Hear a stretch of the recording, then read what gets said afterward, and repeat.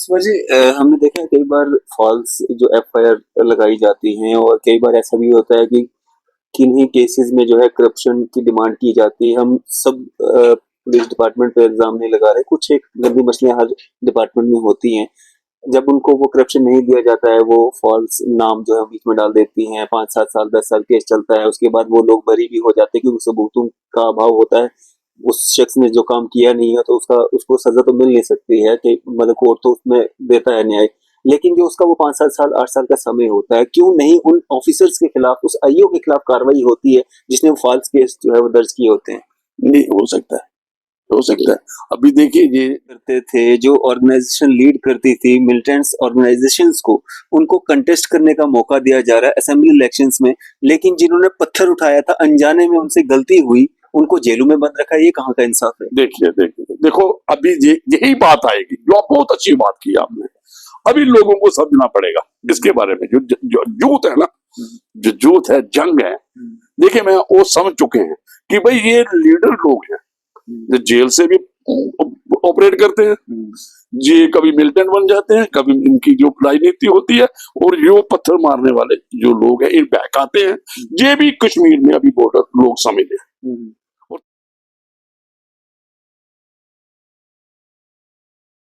आज की खास मुलाकात में हमारे साथ मौजूद हैं फॉर्मर जज व former PSC member Subhash Gupta ji. Sir, स्वागत है आपका न्यूज़ इंडिया में। Thank you, thank you. Subhash sir, अगर बात करें हम, ये जो असेंबली चुनाव हमारे जम्मू कश्मीर में हुए हैं, लगभग 10 साल के बाद जो है चुनाव हुए, कैसे देखते हैं इसको? जो रूलिंग पार्टी है वो कहती है कि हमने जम्मू कश्मीर में असेंबली चुनाव जो है वो करवाए हैं।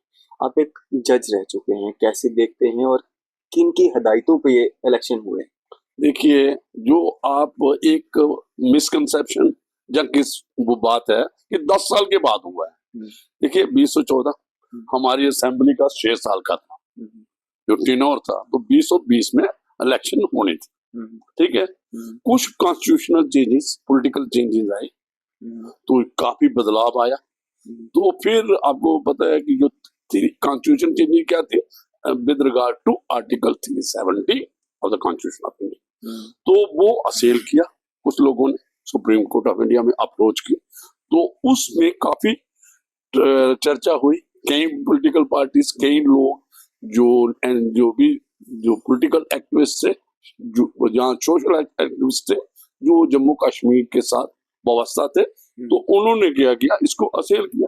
तो काफी टाइम सुना गया, हर एक को सुना गया, इंडिविजुअली सुना गया, और थ्रू और बड़े जो कॉन्स्टिट्यूशनल एक्सपर्ट थे उन्होंने आर्गू भी की, बात भी। तो लास्ट में जजमेंट जो है मैंने पूरी पढ़ी है, तो जो क्रक्स है उस पे आते हैं, जो आपने बात की इलेक्शन जी जो गवर्नमेंट ऑफ इंडिया कहती है हमने करवाई है, तो अगर इन्होंने करवानी थी तो फिर इन्होंने पहले करवानी थी। 30 सितंबर जो एक डेट थी, जो डेट दी थी, तो भाई दे हैव वेटेड।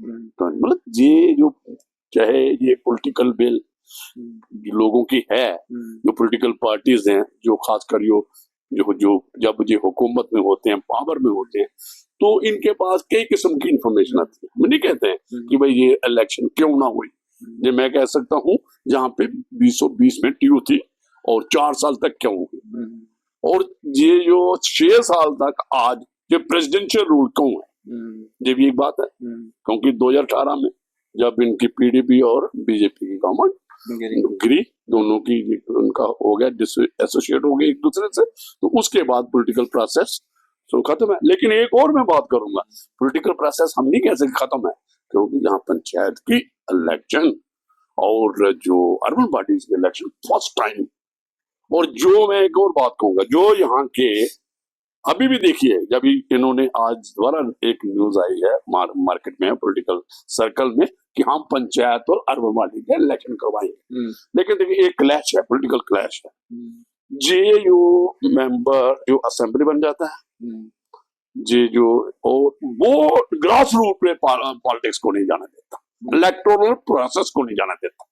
क्यों नहीं जाने देता? क्योंकि इनके इंटरेस्ट क्लैश होते हैं। लेकिन आम जनता, जो आम पब्लिक है, जो एक वोटर है, उसके इंटरेस्ट क्या कहते हैं, सेफ होते हैं। क्योंकि आपने देखा पंचायत और जो जो वाली पॉलिटिक्स है, अर्बन पार्टीज की, कॉर्पोरेट जो हमारे दो कॉर्पोरेशन है, म्यूनसिपैलिटीज हैं, तो इनका और 73 और 74 जो अमेंडमेंट आई कॉन्स्टिट्यूशन में, और सारे हिंदुस्तान में, पूरे भारतवर्ष में जिस सारी इनकी कंप्लायंस हुई, इनको हमारे जम्मू कश्मीर में फर्स्ट टाइम आज आपने देखा, मैं बीच में थोड़ा लंबा करूंगा इसको बात को, तो इसमें क्या हुआ आपके, आज जो ग्रास रूट पे गए, पंचायत आई, ब्लॉक डेवलपमेंट काउंसिल आई, और डीडीसी को कितनी पावर थी, डीडीसी ने अनफॉल करते थे, हाइस्ट करते थे 26 जनवरी एंड 13 अगस्त। ये बहुत बड़ी बात थी, तो ये ऐसा नहीं कह सकते कि पॉलिटिकल प्रोसेस नहीं था, लेकिन मैं साथ ही इसको ऐड करूंगा कि बिल्कुल सबसे पहले है जो हमारी असेंबली है, बड़ी इंपॉर्टेंट है, लेजिस्लेचर फंक्शन होते हैं जो वो नहीं, हाँ डेवलपमेंट या जो लोकल इश्यूज होते हैं डेवलपमेंट कनेक्टेड, वो भी जरूरी है। और एक उससे क्या होता है, जो आपने देखो पार्टिसिपेशन उसमें कितनी ज्यादा होती है as compare to assembly and parliament in जो लोकल लेवल पे इलेक्शन होती है, जो अर्बन पार्टीज की हो, और ज्यादा अनुपात। और जो हमारे लोग जो इसमें एक प्रोसेस से जुड़ते हैं, जो जंग लोग हैं गांव में हैं, और वो एक काफी पार्टिसिपेशन है, उससे भी एक पॉलिटिकल प्रोसेस ग्रास रूट में चलता है। और जो एक्टिविटीज है ना, जो हमारे जंग लीडर्स जब दूसरे वो जुड़ते थे जो मिलिटेंट और दूसरी एक्टिविटी में, उनको भी एक लगाम लगती थी उस प्रोसेस। तो जो अभी हम आ जाएंगे जी आपका जो असेंबली इलेक्शन है, तो ये मुझे लगता है जो सुप्रीम कोर्ट की हदायत के मुताबिक है। अगर इन्होंने मतलब गवर्नमेंट ऑफ इंडिया का श्रेय लेना चाहती है तो हमें कोई प्रॉब्लम नहीं है, आम आदमी को कोई प्रॉब्लम नहीं है। हम चाहते हैं कि पॉलिटिकल प्रोसेस हो, डेमोक्रेसी हो, और एक मजबूत स्टेबिलिटी होनी चाहिए। और मैं एक बात बता दूं अभी, अगर मैं आपको एक क्लियर कर दूं, ये अगर इस इलेक्शन की जो रिजल्ट आ रहे हैं जो सरप्राइज होंगे, अलग तौर पे होंगे, तो ये जो हम ये जाते हैं शॉर्ट में, हम नहीं जाएंगे नंबर में, जहाँ उसमें क्या है, डाटा क्या आएगा क्या नहीं, हम एक ही बात है कि पॉलिटिकल स्टेबिलिटी होनी चाहिए, पॉलिटिकल अनरेस्ट नहीं होना चाहिए। अगर ये प्री लाइन्स है आपके सामने, कांग्रेस और नेशनल कांग्रेस का ये प्री लाइन्स है, इस पे लोगों ने वोट जो भी दिया होगा, तो ये एक आपके पास एक ट्रस्ट, ये लोगों ने फेथ है। हाँ, जो पोस्ट पोल लाइन्स होता है ये बड़ा डेंजरस होता है, क्योंकि इसमें क्या होता है, वो कहते हैं कि ये नॉर्थ पोल है, कोई साउथ पोल है। जैसे अब पीछे हुआ भारतीय जनता पार्टी और पीडीपी की दोनों की मेजॉरिटी आ गई, तो उस वक्त हुआ, तो बाद में ये नॉर्थ पोल भी था। तो वो कन्वीनियंस की पॉलिटिक्स होती है, हार्स ट्रेडिंग होती है। तो फिर वो लोगों के मुताबिक, चाहे लोगों का एक कसूर है, मैं ये कहूंगा कि मैंडेट उन्होंने फ्रैक्चर दिया, मैं ये भी कहूंगा, लेकिन कि देखो ऐसे क्या होता है, ये मैंडेट फ्रैक्चर क्यों होता है, इस किस्म के नरेटिव देते हैं जब पॉलिटिकल लीडर्स, और उससे बैठ जाता है जो वोटर। ऐसी ऐसी बातें करेंगे ना, जो सूखे हुए दरियाओं को वहां पे नेविगेशन चलाएंगे, मतलब जहाज चलाएंगे बड़े बड़े, जहां है ही नहीं पानी कुछ, वो उसको देख के लोग हो जाते हैं। लेकिन मैं ये चाहता हूँ, ये एक in the interest of democracy है, जो आपकी पॉलिटिकल ये प्रोसेस है, तो इसमें पॉलिटिकल गवर्नमेंट इस बहुत बहुत जरूरी है। क्योंकि देखिए क्या हुआ क्या कि जो आज देख रहे हो, जेल से निकल के भी पार्टिसिपेट कर रहे हैं, इलेक्शन लड़ रहे हैं, और जेल में रह के भी जीत रहे हैं। और जो जमाती इस्लामी का इन्वॉल्वमेंट होना, और इतनी परसेंटेज में फर्स्ट टाइम जो हिस्ट्री है हमारी उम्र है, जो हमने देखा है इतनी पार्टिसिपेशन इस किस्म की इलेक्शन, जहां आप पीछे देखो कितनी थी। लीगली सब ठीक हो रहा है, जेल में रह करके इलेक्शन कंटेस्ट करना। जमाते इस्लामी, वो जमाते इस्लामी जिसके लिए कहा जाता है कि वो मिलिटेंट्स ऑर्गेनाइजेशंस की सरगना हुआ करती थी, उनको लीड किया करती थी। बिल्कुल, आपने लोगों के इसमें है, ये पब्लिक डोमेन में है कि ये हिजबुल मुजाहिदीन इनका एक आर्म्ड जमात इस्लामी का एक आर्म विंग था, ये इसमें तो कोई है ही नहीं। लेकिन देखिए, हमें उससे नहीं लेना था, हमें ये देर आए दुरुस्त आए। अगर ये डेमोक्रेसी में विश्वास करते हैं तो इसमें क्या प्रॉब्लम है। हाँ ठीक है, इस वक्त बैन है, जो हमारी जमात इस्लामी है इसमें बैन है, बैन के बावजूद भी इलेक्शन कर इलेक्शन कर सकते, ये इंडिविजुअल तौर पे कर सकते। तो एक है, तो ये भी एक बहुत बड़ी जो एक कामयाबी है, ये हम कहेंगे। जैसे भी हुआ कश्मीर में पर्टिकुलर या जम्मू में, जैसे को ये किसने प्रवेल पान किया, कैसे किया, जो भी हमारे लोग हैं, तो ये बहुत बड़ी बात है। और इंजीनियर शीट पे आए तो एक बात हो जाएगी, सुनिए, जो लीड करते थे, जो ऑर्गेनाइजेशन लीड करती थी मिलिटेंट्स ऑर्गेनाइजेशंस को, उनको कंटेस्ट करने का मौका दिया जा रहा है असेंबली इलेक्शंस में, लेकिन जिन्होंने पत्थर उठाया था अनजाने में, उनसे गलती हुई, उनको जेलों में बंद रखा है। ये कहाँ का इंसाफ है? देखो अभी यही बात आएगी, जो आप बहुत अच्छी बात की आपने। अभी लोगों को समझना पड़ेगा इसके बारे में, जो जूत है ना, जो जूत है, जंग है। देखिए मैं वो समझ चुके हैं कि भाई ये लीडर लोग हैं, जो जेल से भी ऑपरेट करते हैं, ये कभी मिलिटेंट बन जाते हैं, कभी इनकी जो राजनीति होती है, और जो पत्थर मारने वाले जो लोग हैं, इन बहकाते हैं। ये भी कश्मीर में अभी बॉर्डर लोग समझ हैं, और तभी पार्टिसिपेशन है। और जो लोग, एक और हो जाएगा ना इसमें क्लियर कि ये बोर्ड कितने लेते हैं, जो अपने आप को कहते थे एक टाइम पे कि कश्मीर हमारे मुताबिक चलता है, और एक टाइम पे आपको कैलेंडर इशू होता था, स्ट्राइक रहती थी, जो आपको रोज पत्थरबाजी होती थी। अगर इनको वोट कौन कितना लेता है वो बात नहीं है, मौका किसको दिया जा रहा है वो बात होती है। अब अगर इनको मौका दिया जा रहा है, क्या उनको सुधरने का मौका नहीं दिया जाना चाहिए, जो सड़ रहे हैं जेलों में, जो युवा, हमारा यूथ फ्यूचर आने वाला सड़ रहा है जेलों में? देखिए ये डिपेंड, देखिए मैं आपको एक बात बता दूंगा, देखिए ये जो भी प्ले करता है ना, उसको सेफ प्ले करना चाहिए। ये समझदारी की बात है, बहक में नहीं आना चाहिए। ये लड़के जो भी हैं जेल में, ये जो यही तो है, ये इन्वॉल्व हो गए, गलत, ठीक है आपकी बात, ये जंग ये तो जो जिन्होंने जो बहकाया, जिन्होंने, वो सॉफ्ट लीडरशिप में आ गई। तो जो बातें बिल्कुल हैं, लेकिन आप क्या कर सकते हो?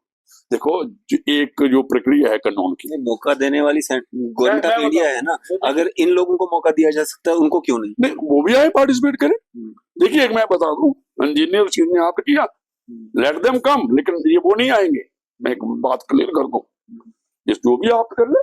देखिए एक और मैं बता दूंगा, जो पीपल्स रिप्रेजेंटेशन एक्ट है, इसमें कोई बार नहीं है जब तक सजा ना हो।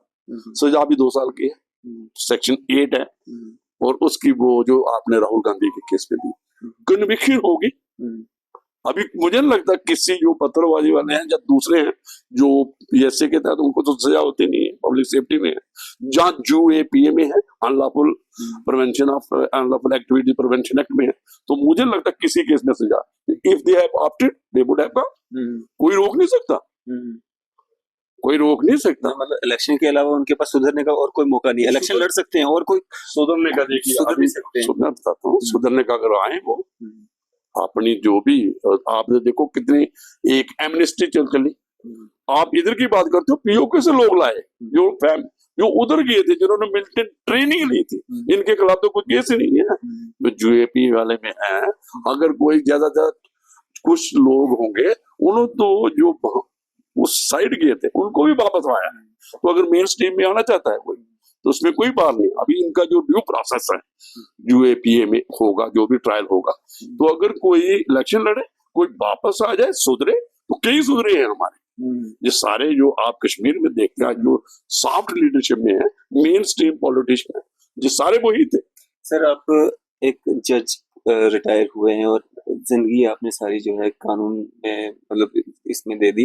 तो जो हम मैनिफेस्टो देख रहे थे कुछ एक पॉलिटिकल पार्टीज का, उन्होंने मतलब वहाँ पे दावा किया है कि जब उनकी सत्ता में वो लोग आते हैं, वो पीएसए को हटा देंगे। पीएसए को आप कैसे देखते हैं? पीएसए हम देखा करते थे जब मिलिटेंट्स मतलब लोगों की जाने लिया करते थे, उन पे पीएसए लगा करता था, लेकिन अब एक आम सा हो गया है, हर किसी पे पीएसए लग जाता है, चाहे एफआईआर किसी पे हो ना हो, हर किसी पे एक ना अपना, किसी पे मतलब कोई खुंदकबाजी हो, कोई किस बात नहीं मान रहा है, या उसके मुताबिक एडमिनिस्ट्रेशन के मुताबिक वो नहीं चल रहा है, वो अपनी बात खुल के कर रहा है या करना चाहता है, उस पे पीएसए लग जाता है। मतलब ऐसा क्यों हो रहा है, और क्या ये संभव है कि जो भी पार्टी सत्ता में आती है वो पीएसए को हटा सकती है? देखिए पीएसए में एक मैं बता दूं, AK गोपालन को मैंने पीएसए भी बात की पिछले दिनों, तो मुझे लगता है ये अपने जो हमारी एक बड़ी न्यूज़पेपर है, जिसकी बड़ी पब्लिकेशन है तस्कीर, उनका एक न्यूज चैनल भी है, उस पे मैंने ये पब्लिक सेफ्टी एक्ट के बारे में बात की थी।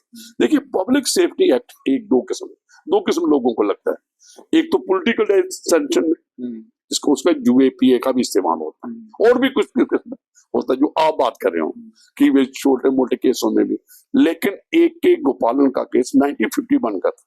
हर वक्त जहाँ पे उस वक्त कम्युनिस्ट मूवमेंट थी, जो नेक्स्ट लाइन मूवमेंट आई जो कम्युनिस्ट लीडर था एक गोपाल, तो इसको भी पब्लिक सेफ्टी एक्ट में। और एक और मैं बता, जो लोग जो शेख साहब के टाइम पे 1978 का एक्ट है, जब Sheikh Mohammad Abdullah was here the chief minister, जो 1975 वाला कार्ड हुआ इंदिरा शेख, उसके बाद आए 82 तक रहे जब उनका इंतकाल हुआ, तो ये भी पीएससी उस वक्त का है। तो वो भी नहीं। और हमारे जो फ्रीडम फाइटर थे, देखिए फ्रीडम फाइटर आजादी ली ना, उसमें दोनों किस्म के ग्रुप के लोग थे। आज मिसयूज हो रहा है। मैं मिसयूज के बारे में नहीं कहूंगा, हाँ उसकी जो एप्लीकेबिलिटी है जो आप कह रहे हो। देखिए होता क्या है, कल मैंने बड़ा अच्छा एक क्वेश्चन जो फ्रेम किया था, जैसे आप पूछ रहे हो, उन्होंने कहा कि 4 एफआईआर, कितनी एफआईआर पे पीएसए लगता है। यार मैं क्या, एफआईआर का तो कोई कंसर्न नहीं, एफआईआर कोई लगी उसकी चार्जशीट होगी, केवल केस क्लोज हो जाता है। तो ड्यू कोर्स में ट्रायल होगा, एक्विटल हो सकती है उसमें। तो ये कोई एफआईआर का लगना, ये कोई आम है। ये आपको जो आप पीएसए क्यों लगता है ये पूछे, क्यों लगता है, किस पे लगता है? पीएसए क्या है, पब्लिक सेफ्टी क्या है, पब्लिक की सेफ्टी। देखिए जो जब 2 सेफ्टीज आती है, एक इंडिविजुअल सेफ्टी, एक पब्लिक। जब इंडिविजुअल सेफ्टी ज्यादा लोगों की इन्वॉल्व हो, इन डेंजर हो, उसको उसमें ट्रैंक्विलिटी पब्लिक ऑर्डर इन्वॉल्व हो, तो फिर उसके मुताबिक जो पब्लिक सेफ्टी एक्ट लगता है, उसपे जो इंडेंजर कर रहा है पब्लिक पीस को, पब्लिक ट्रैंक्विलिटी को, उसपे लगता है। तो आज ये देखिए यही तो है जो आप कह रहे हो मिसयूज, बिल्कुल मिसयूज होता है, मैं इसमें एग्री करूंगा। लेकिन ये डिपेंड्स अपॉन ये जो हमारे ये जो लोग हैं सिविल और पुलिस एडमिनिस्ट्रेशन, ये इनकी तो और इसमें पॉलिटिकल इंटरवेंशन है। लगाते कौन, पॉलिटिकल चीफ मिनिस्टर थोड़ा लगाएगा इसमें, नहीं चीफ मिनिस्टर लगाएगा नहीं। इनका जो एक प्रोसेस है, डोजियर बनता है, जो एसएसपी नीचे से आता है, फिर वो आता है और डोजियर बन के वो एसएसपी के पास, एसएसपी प्रेजेंट करता है, इसके पास पूरा हिस्ट्री बना के जो भी है डिप्टी कमिश्नर डीएम के पास, डीएम उसको लगाता है। तो जो आप बात कर रहे हो इनडायरेक्ट विदाउट पॉलिटिकल इंटरवेंशन, जो आप कह रहे हो, सजेस्ट कर रहे हो कि भाई ये वो भी कारण है, तो मिसयूज भी ऐसी बात नहीं है। ये आज का नहीं मिसयूज है, जहां डायसेंशन है। देखिए हर एक पॉलिटिकल पार्टी जो हुकूमत है वो चाहती है कि मेरे मुताबिक सारा कुछ हो, नहीं हट सकता है ये, जो भी पॉलिटिकल पार्टी सत्ता में, मुझे नहीं लगता ये हट सकता है। हाँ इसकी क्या आपने एक टाइम किया है, टाडा आया, पोटा आया, पहले पीएसए था, जो प्रिवेंशन ऑफ डिटेंशन एक्ट था, जो मैं एक को पालन की बात कर रहा हूँ, तो ये मॉडिफिकेशन हो सकती है। ये हम ये लगाए ना, ये क्लास जो मैं बोल रहा हूँ, ये पॉलिटिकल डिसेंशन पे कोई नहीं होगा। जैसे अभी क्या हुआ, कुछ अमेंडमेंट हुई जो इंडियन पिनल कोड था। पहले क्या था कि अगर कोई बात करता है जो गवर्नमेंट के अगेंस्ट, जो मतलब उसको गवर्नमेंट ऑफ इंडिया के अगेंस्ट, उन्होंने कहा no sovereignty and integrity of India, वो बात बनती है। इस्लामियत के मुल्क की इस्लामियत के बारे में वो बात करेगा, उसके अगेंस्ट करेगा, तो उसमें वो लगा। लेकिन गवर्नमेंट के अगेंस्ट क्या होता था, जो आज बात जो इसमें आप बात कर रहे हो, उसमें क्या पॉलिटिकल डायसेंशन में भी वो भी कर देते मिसयूज। ये डिपेंड्स अपॉन कि किस किस्म की गवर्नमेंट। तो जो गवर्नमेंट पढ़ने जा रही है इस वक्त, मुझे नहीं लगता है कि इसका मिसयूज होगा। और हटाने वाली बात मैं इस वक्त कुछ नहीं, फुल्ली हट नहीं सकता।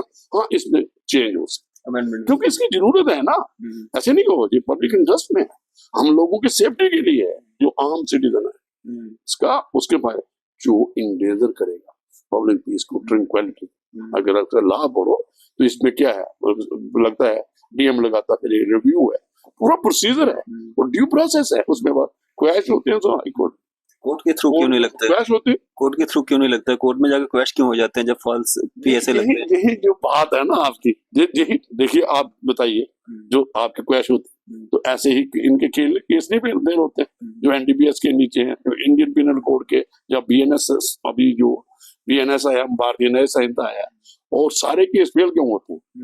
यही तो है, क्योंकि इनका प्रोसीजर जो अडाप्ट करते हैं, जो आपने कहा मिसयूज होता है, तो वहां सिक्योरिटी नहीं होती है कोर्ट में, क्रॉस एग्जामिनेशन होता है, जज साहब पढ़ते हैं यार क्या है ये प्रोसीजर अडाप्ट किया है, तो जब जज साहब पढ़ेंगे तो वो अगर कहीं पॉलिटिकल डिसेंशन पे किसी ने लगाया, जहाँ कोई मालाफाइडी है, जो प्रोसीजर जो एस्टेब्लिश्ड बाय लॉ है, वो उसको without adopting natural principle of natural justice, जो मेनका गांधी के केस में है कि ड्यू प्रोसेस, जो हमारा अमेरिकन हमने वहां से बारो किया कि ड्यू प्रोसेस ऑफ लॉ, पहले कहता प्रोसीजर जो स्टैट्यूटरी बुक में लिख दिया, वो प्रोसीजर वो कहते थे एक एक को पालन हुए, हमने भाई अडॉप्ट कर लिया प्रोसीजर।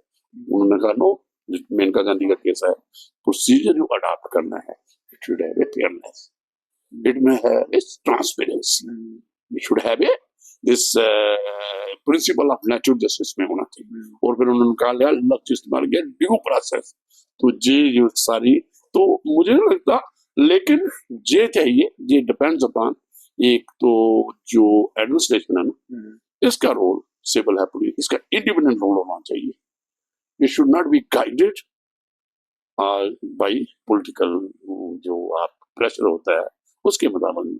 जैसे आपने कहा सुप्रीम कोर्ट बार बार कहता है ये केस है जो आज का ईडी है, सीबीआई को भी कई बार कहा कि तोता है, पैरेट है जो उसमें बांधा है। तो ये देखिए हमारी जुडिशरी, जो जुडिशियल सिस्टम है, जुडिशियल वो इंडिपेंडेंट सिस्टम, और हमारा कॉन्स्टिट्यूशन संविधान, इसमें ऐसा बैलेंस किया गया है कि रिव्यू, जुडिशियल रिव्यू पावर किसके पास है? जी जुडिशरी के पास है, पार्लियामेंट जो पास है, जो भी लॉ बनाएगी तो उसको वो जुडिशियल रिव्यू होगा, और जो एग्जीक्यूटिव है इसको इम्प्लीमेंटेशन करनी, इन्फोर्स करनी। बैलेंस है, लेकिन कभी इम्बैलेंस हो जाता तो ऐसी बात नहीं, चाहे जो जुडिशियल सिस्टम है, कभी हमें कहते हैं जो जुडिशरी को जो एक्शन करती है कि कहते हैं जुडिशियल एक्टिविज्म करते हैं, तो एक्टिविज्म तब करते थे ट्रांसजेंड कर रहे हैं पार्लियामेंट के अफेयर्स में, भाई करेंगे नहीं करेंगे तो आप सीधा करो, let the people be satisfied with your.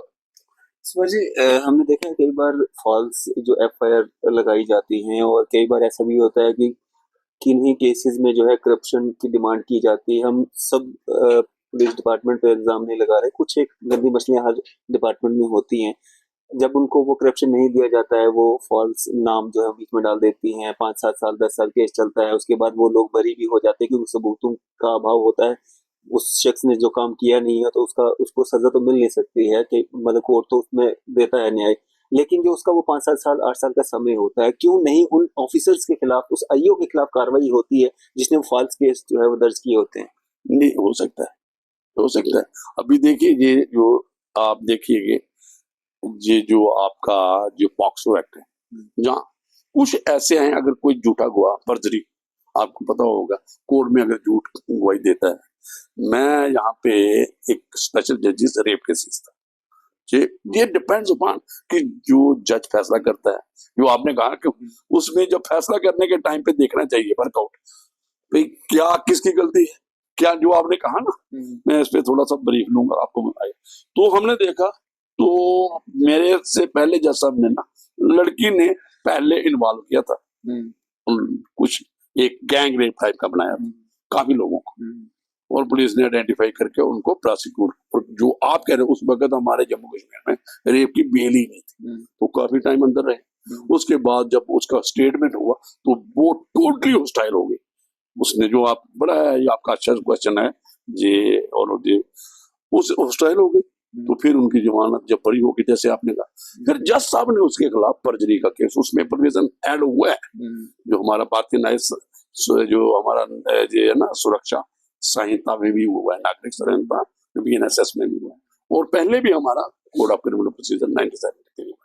तो फिर उन्होंने कहा, तो मैं आया, तो उसने लड़की ने जब उसको पूछा, उसको बुलाया, उसने कहा ये तूने क्यों गलत बयान दिया, क्यों केस एफआईआर रजिस्टर्ड थी, 164 का बयान आपको पता है, होता ये था यहाँ पे, वो मैजिस्ट्रेट के पास होता था जो इन्वेस्टिगेशन के दौरान, फिर ये बदला क्यों सारी, तो उसने कहा मुझे ये सारा केस, एक नूर का केस, उन्होंने कहा ये सारा मुझे पुलिस वालों ने कहा, तो मैंने क्या किया उसके बाद, जो आप कहते हो ना, हमने SHO और जो इन्वेस्टिगेटिंग ऑफिसर था उनको नोटिस निकाला कि भाई इसको क्लियर करो। तो ऐसी बात नहीं, it depends upon the judicial will, जैसे पॉलिटिकल विल होती है, ये जुडिशियल विल। और एक सवाल आपका था, यही क्वेश्चन मुझे जब मैं PSA में जो था कि भाई 5-6 साल रहता है, कोई PM 5 साल रहता है PSA में, अगर कोई एक्सटेंड करते रहते हैं जितना भी पीरियड है 1 साल, और जो आपने कहा तो कई बार तो ट्रायल लंबा चलता है, तो कंपनसेशन की बात, तो हम कई बार high court, supreme court compensation भी देता है। तो जो ये जो वाला एक मैंने डेथ पे किया था पेनल्टी पे, तो उन्होंने कहा किसी को गलत सजा हो जाए, तो कुछ क्रिटिक्स होते हैं जो इंसाफ की बात करते हैं, तो उन्होंने कहा कि उसमें इंटरप्रिटेशन कि ये जुडिशियल मर्डर है, ये जो जुडिशरी ने, एक हमारा सिस्टम है, प्रोसीजर है, तो ठीक है, तो ये फॉलो नहीं हुआ प्रॉपर, तो ज्यादा से ज्यादा वापस तो नहीं कर सकते, उसको कंपनसेट कर सकते, तो कई बार कंपनसेशन भी, और कई बार अगर किसी ने मैनिपुलेट किया हो, केस किया हो, तो सजा भी हो सकती है, उसके खिलाफ प्रोसिक्यूशन भी हो सकती है, जहाँ मलेशियस प्रोसिक्यूशन, मतलब जो जानबूझ के, सारा लेकिन डिपेंड करता है जज साहब के ऑर्डर पे वो क्या जजमेंट देते हैं। बिल्कुल,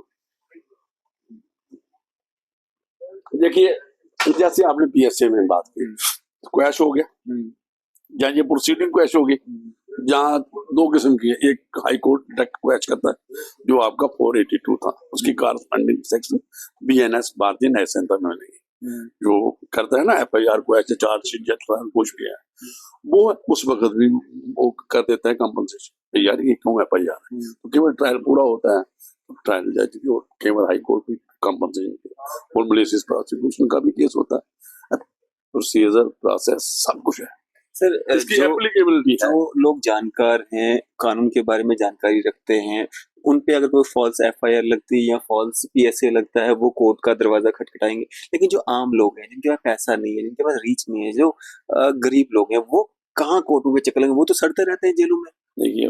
देखिए हमारे पास लीगल सर्विस अथॉरिटी, जी नेल्सा है, नेशनल लेवल पे, जो स्टेट लेवल पे सेल्सा, और डिस्ट्रिक्ट लेवल पे, और तहसील लेवल पे। ये देखिए हम लोग जो है, आप लोग जो है, एक हमारी फर्ज है कि लोगों तक ये जो स्कीम्स है, अवेयरनेस होना चाहिए कि भाई ये जो सर्विस है, लीगल सर्विस हर एक के लिए, इवन के जेल में भी क्लिनिक बना हुआ है, फ्री ऑफ कास्ट हर किसी के अवेल कैसे अवेल, आप जेल में भी आपको ये लीगल एड क्लिनिक मिल जाएगा। देखिए लोगों को पता नहीं है, जो आपने बात किया है, जेल में भी है, और उसको जो इन्फोर्सबिलिटी है, एप्लीकेबिलिटी है, उसमें कमियां हो सकती है।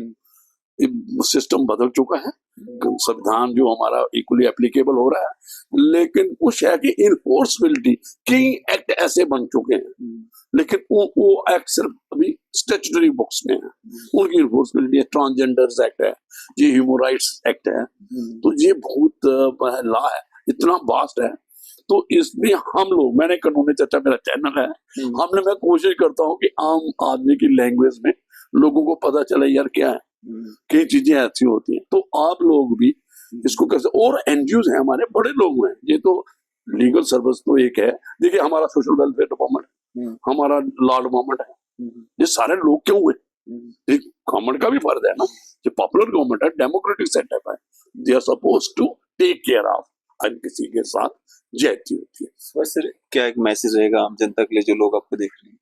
भाई यही कहूंगा कि लॉ की जानकारी, कानून की जानकारी, जो आपने लास्ट में जो इसका होना बहुत चाहिए, और क्यों मैं ये बात कहूंगा आगे, मैं एक जगह गया था, तो दिल्ली पब्लिक स्कूल में, तो वो वहां पे एक बात आई कि देखिए स्कूलों ने शुरू कर दिया है, जो आज क्लैट का जो एग्जाम होता है, जो हम नेशनल लेवल पे जो हमारे लॉ स्कूल्स हैं, जो यूनिवर्सिटीज हैं, वहां तक उनको एक एग्जामिनेशन ऑल इंडिया, तो बच्चे वहां से ही उसके लिए तैयारी करते हैं।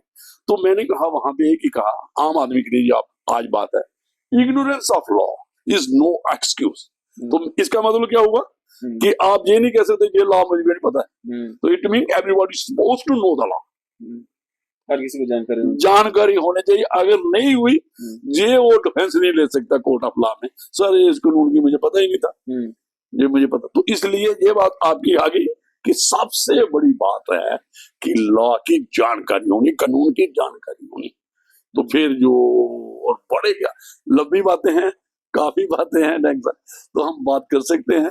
तो ये बेसिक यही है लोगों को, और जो भी इसके वाबस्ता लॉ यूनिवर्सिटीज हैं, इनको भी है, लॉ डिपार्टमेंट है, ये सपोज टू, ये जो बच्चों में लीगल नॉलेज स्कूल्स हैं, और इसमें मुझे लगता है कि कुछ स्कूल से ही आप पॉलिटी पढ़ते हो, हिस्ट्री पढ़ते हो, तो थोड़ा थोड़ा लॉ की जानकारी भी उसमें शुरू करने देनी चाहिए। क्या है, घर में होती है, बात होती है कि कोई कंप्लेंट करता है बच्चे को, मैं मम्मा मुझे ये वो मेरा भाई मार गया, या दूसरा तो इट इज ए कंप्लेंट, क्यों, ये भी उसी में आता है।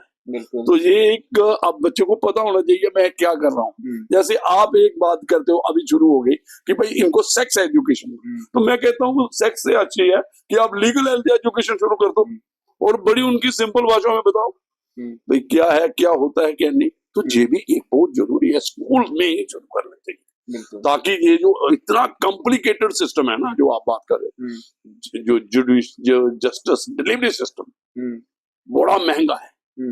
अगर प्रैक्टिकल देखोगे ना, हाई कोर्ट में जो है जाना, जो और एक क्या है, ये तो है नहीं है कि हर एक एडवोकेट या हर एक जो आपका वो पहुंच सकता है। मैं अब वकील की बात कर रहा हूँ, वो भी हाई कोर्ट में नहीं पहुंच सकता, क्योंकि उसको भी एक पढ़ना पड़ेगा, सब कुछ करना पड़ा, अपना केस, और बहुत कम है कितने वकील लोग मिल जाएंगे। तो आप उसमें से, आप जिनकी प्रैक्टिस है, जिनके पास लोग अप्रोच करते हैं, ऐसे मेडिकल में भी है, तो उसमें कम लोग जो लोग हैं, तो वो फिर उनकी जो